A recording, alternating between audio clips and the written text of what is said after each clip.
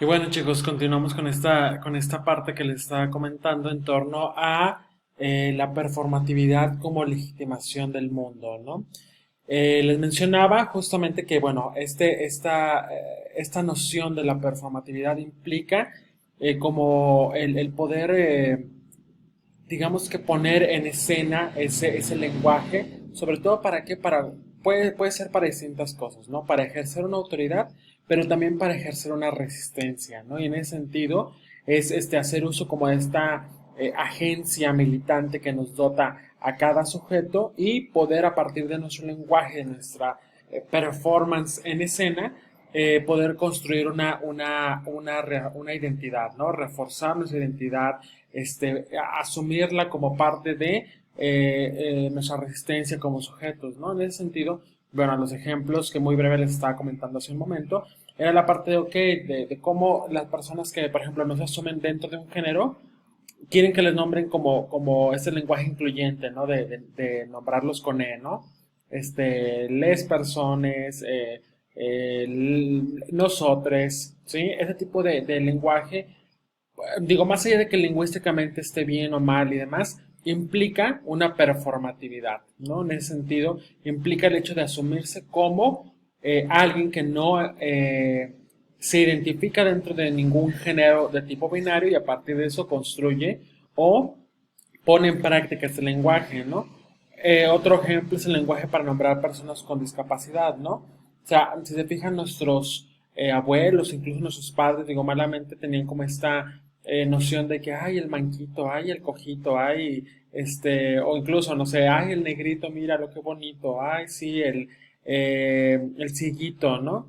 O, ay, el discapacitado, déjalo, deja, este lugar es para discapacitados, ¿no? Ese tipo de acepciones en torno a las personas con discapacidad fue un punto también importante para decir, a ver, no se les nombra de esa forma, ¿no? O sea, no es el cieguito, es persona con discapacidad visual o ciego, ¿no? No es el sordito o el sordomudo, que también es un término mal aplicado, no es una persona con discapacidad auditiva o sordo, ¿sí? No es el cojito, ¿no? O sea, es una persona con discapacidad motriz o una persona en silla de ruedas, ¿no? ¿Para qué? Para acentuar justamente el aspecto de es una persona, no es una persona con discapacidad. Tampoco es, como mucha gente lo dice, es que es una persona con capacidades especiales, pues porque él es especial. No, a ver, stop, no. O sea, esa cuestión especial implica una cuestión de discriminación positiva, ¿no? No sé si habían escuchado de este término, pero es como, ay, el otro, el distinto, ay, es que él es especial, ¿sí? ¿Por qué? Pues porque pues no tiene piernas o no camina. Si se fijan esta cuestión un poco, pues sí, hasta como este lenguaje muy, ay, es que está chiquito, no puede, ¿sí? O sea, como discriminación que aparentemente no lo parece, pero tiene ese trasfondo, ¿no? ¿Por qué? Porque es una cuestión performativa, ¿no?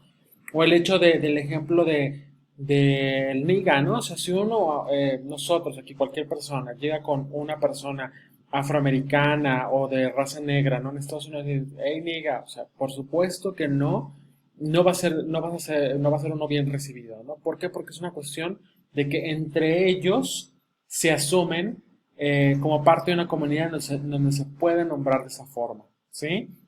Uno no es parte de esa comunidad, no entra en esa performance del lenguaje y por tanto es una cuestión discriminatoria totalmente, ¿no? O sea, a eso se refiere a la cuestión de cómo ese término lo pueden usar personas para reafirmar su identidad, pero cualquier otra persona que venga y te diga, hey, niga, es como de, hey, ¿tú qué, no? Tú no eres parte de este performance. O el puto, ¿no?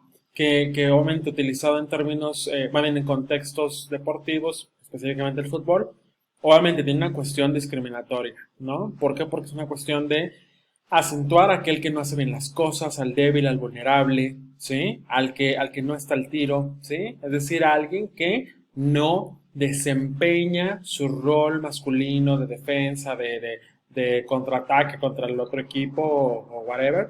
Eso es lo que implica, ¿no? Sin embargo, digo, eso depende de sus contextos, pero en contextos, ahora sí que LGBT, esta cuestión de puto, maricón, muchas veces, a veces es una cuestión reivindicativa de lo que implica ser un miembro de esta comunidad de la diversidad, ¿no? Sexual y de género. Es decir, si alguien más te llega y te dice, no, pues oye, que puto, que no sé qué, es una cuestión agresiva, pero muchas veces dentro de ese gremio se utiliza como una forma de resistencia frente al status quo, ¿no? Entonces, hay que recopilar dos partes, ¿no? Primero, la cuestión de la performatividad como instauración, ¿no? Que tiene que ver con el acto del habla cuando establece un algo y puede producir ciertos efectos.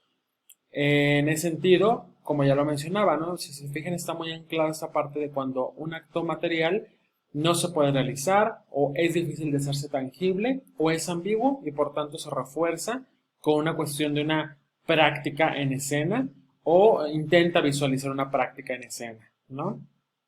Y en ese sentido, esta performatividad, perdón, como legitimación, tiene que ver cuando está anclado a una autoridad, ¿sí? A una autoridad que puede enunciar ese acto, que puede instituir cosas, es decir, a partir de que esa persona lo haga, tiene el poder para decir hay un antes y un después, ¿sí? Hay una consecuencia y puedo yo hacer visible esa cuestión solamente del habla, ese acto del habla se puede poner en escena, ¿sí?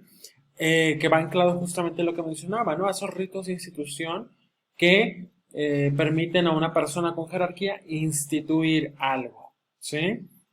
Y eso incluso viene desde antes, o sea, épocas muy antiguas, ¿no? La cuestión de la realeza, por ejemplo, ¿no? O sea, antes en las cortes era una cuestión de que solamente el rey podía hablar, ¿no? Y claro, cómo se hacía visible esto porque él tenía un cetro o un esceptron, y claro, alguien más que quería hablar se lo daba a él, ¿no? Esa era la parte mucho más visual, mucho más escénica. En este caso, o sea, aquí funciona de esa forma, ¿no? O sea, decir, ok, no tal cual como el cetro, pero sí tú tienes autoridad y te cedo la palabra, ¿no? Y finalmente, bueno, esa cuestión de que eso performativo tiene que ver con la autoridad, pero también con esa cuestión de la resistencia, ¿no? Con aquello que nos gobierna o aquella persona y también la cuestión del ser gobernado, ¿no? Es implicar, digo, más bien es asumir el hecho de poder instituir algo, ¿sí? Legitimar esa postura en el mundo, esa postura política a partir del lenguaje, ¿no? Y un ejemplo que recordaba, digo, además de los ya mencionados, tiene que ver con, por ejemplo, personas como Ezra Miller, como Sam Smith, ¿no?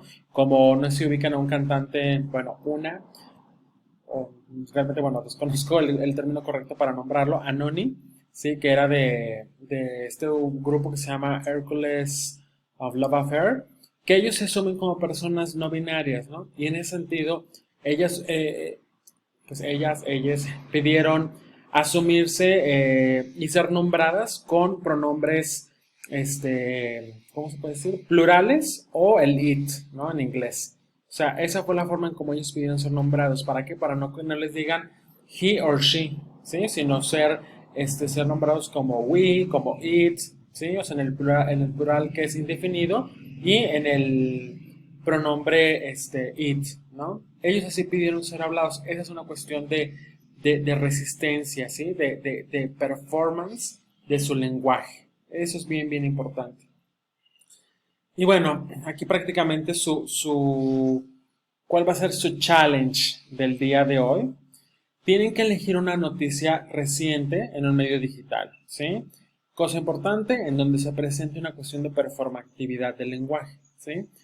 Hay que explicar por qué es un acto performativo, si se tiene consecuencias en el destinatario o no. Después, identificar y explicar qué noción de la performatividad es la que se presenta en ese hecho. Es decir, si es una cuestión más de instauración, es una cuestión más de legitimación. Explicar después si es un acto ilocutivo o perlocutivo, ¿sí? O sea que, como les recordaba, tiene que ver más con el perlocutivo, con el efecto que detonan los destinatarios, o el ilocutivo con representar una acción, ¿no? Y finalmente, identificar qué tipo de institución o autoridad, o más bien qué personaje con autoridad está implicado en ese hecho y cómo construye su acto performativo, ¿no? Es decir, qué lo dota de esa autoridad.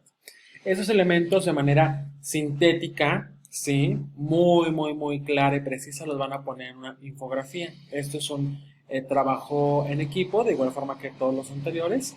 Y es importante que sea una infografía muy visual. O sea, si se fijan, son elementos de análisis, pero no quiero retacado de texto. O sea, no. ¿Sí? Lo más visual que se pueda. ¿Por qué? Porque recuerden que las infografías son recursos comunicativos que se difunden de manera digital. Entonces, debe de lograrse entender en un solo flashazo, por decirlo así, ¿no? O sea, no implica sentarse y voy a aventar mis 10 minutos a leer aquí los datos de la infografía y a pensar o a entender cómo es que eso me significa. No, tiene que ser algo muy claro, muy visual y muy entendible. Un ejemplo, digo esta que no tiene nada que ver con el tema, pero a eso me refiero, ¿no? O sea, elementos visuales, poca información y se logra entender de forma clara y sintética, ¿sí? Incluso digo, esta infografía tiene bastante información, o sea, bastantes tipos de información, pero está muy bien jerarquizada, ¿sí? Hagan eso, logren hacer esta información que es mucho más de tipo teórico, más traducible, más clara y más entendible. Chicos, pues bueno, cualquier duda, estoy a sus órdenes en el WhatsApp o en Facebook y gracias por esto. Eso es el final del módulo de los medios como narrativas, discursos y mensajes. Chao.